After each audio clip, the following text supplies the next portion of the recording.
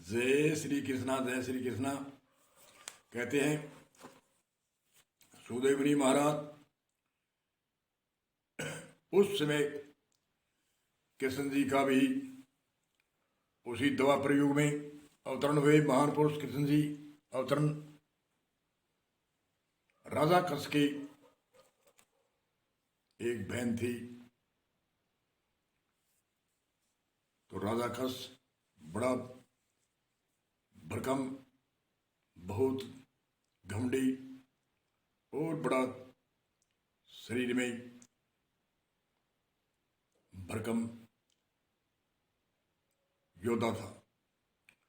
उसने देखा कि समय आने पर मृत्यु न हो, ऐसा कोई उपाय कई विद्वान ऋषि मुनियों से पूछा कि मेरी कोई मृत्यु न आए, लंबे समय तक मैं एक समान जिंदा रहूं, ऐसा कोई उपाय।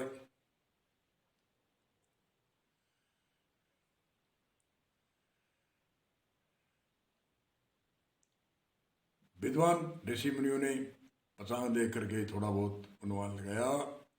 ये आपकी बहन है देवकी, वासुदेव के साथ शादी की है, उनके पुत्र होगा, उनसे आपकी मृत्यु होगी। कहते हैं उनको कई कन्या हुई, ऐसी कथा कथा चर्चा आती है। तो कृष्ण जी जिस समय गर्भ में थे, अवतरण हुए, उस समय दोनों अपने बहन और बनेई को जेल में बंद कर दिया और इसके पुत्र होगा, इसको मैं मार डालूंगा तो फिर जन्मते ही मारूंगा, तो ये मुझे कैसे मारेगा। महान पुरुष अवतरण थे, नैमित्तिक अवतार होते हैं। कहते हैं जब जब होए धर्म की हानि, वाडे असुर अधम अभिमानी, तब तब धरे प्रभु विविध शरीरा।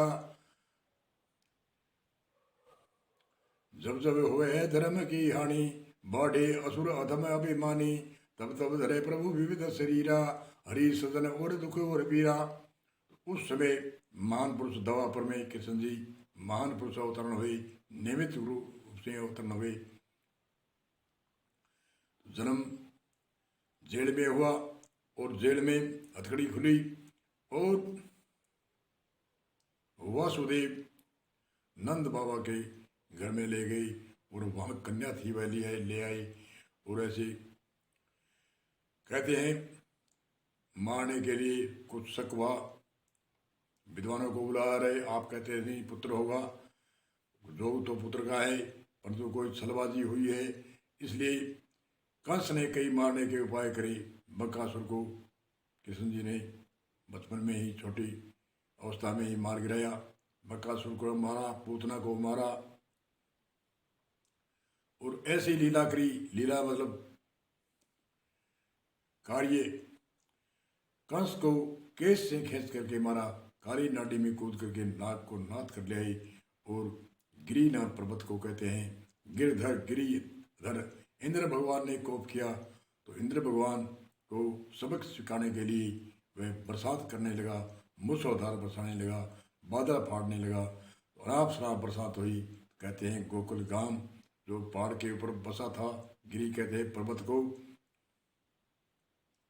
उसको अधर उठा लिया समेत ग्वाल बाल और पूरे गांव को। और इंद्र भगवान का अभिमान जब निवृत्त हुआ तो उसने, इसलिए उसी दिन से कृष्ण जी का नाम गिरधर, गिरी नाम, गिरी को अधर किया। बड़े बड़े विशाल कार्य किए और कैरव पांडवों की जब आधा राज्य ने दिया तो उनसे युद्ध हुआ।